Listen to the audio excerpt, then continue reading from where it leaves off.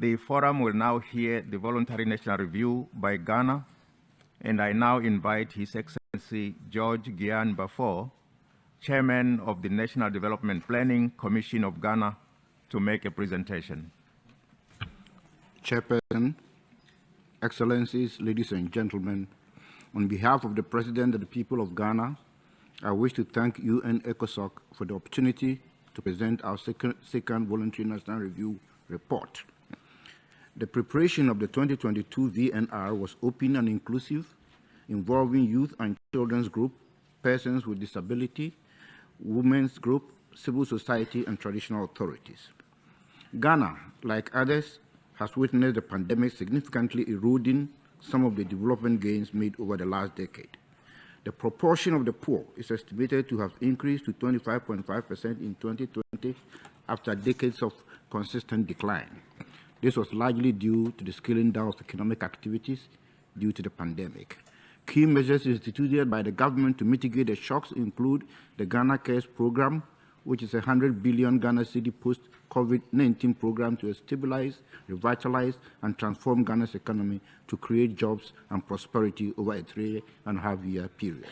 The Youth Start Initiative, which is a program aimed at building an entrepreneurial nation by creating 1 million jobs over the next 3 years by supporting youth-led enterprises with startup loans and equipment worth between 50,000 to 100,000 Ghana cedis.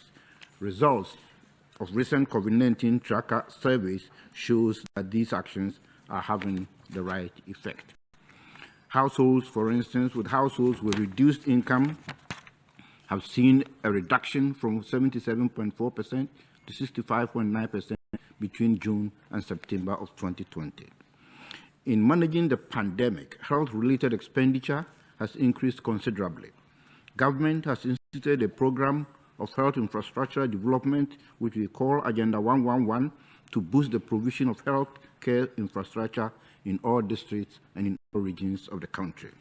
The expansion of medical drone delivery services is leveraging on technology to eliminate stock outs, cold chain breakages, and accelerate emergency response to hard-to-reach areas in the country.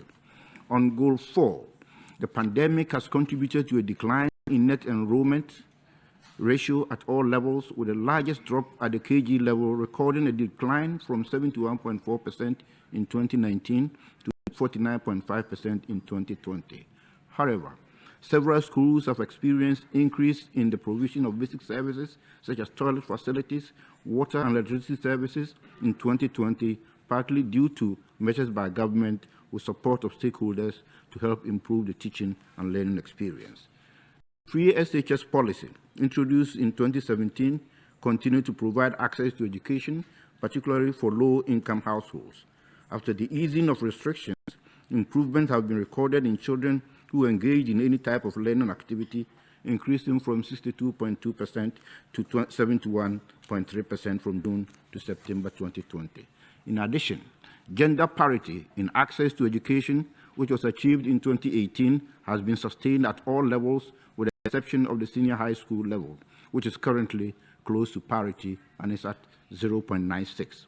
100% completion rate has been achieved at primary level, while JHS continues to record improvements, reaching 83.1%. There has been general improvement in women participation in parliament and local government. Mobile phone ownership has significantly improved for men and especially for women.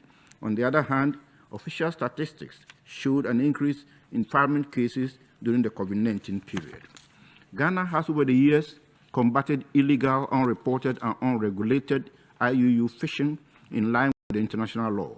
Ghana was placed in Band 5, the highest level of FAO assessment in 2020, signifying effective implementation of instruments to combat IUU fishing. Consistent improvement in forest cover has been recorded over the years. Aggressive tree planting campaign is being undertaken under the Green Ghana project, and 20 million trees were planted this year. But of course, the menace of illegal mining is, however, posing a threat to our forest. A positive impact of the pandemic was improvement in broadband subscriptions, as many businesses and people resorted to this. The use of internet has increased by about tenfold, and this provide an enabling environment for digitizing agenda. The leaving no one behind principle has been enshrined in our government's long-term vision of creating opportunities for all. To strive for a world of sustainable prosperity, social inclusion and equality, while at the same time preserving our planet and leaving no one behind, the following constitute fundamental means of implementation: better alignment of planning and budgeting, expanding innovation financing arrangement, strengthening, broadening partnership to address the gap in financing, and leveraging on technology to improve data and reporting on the SDGs. Thank you so very much for your attention.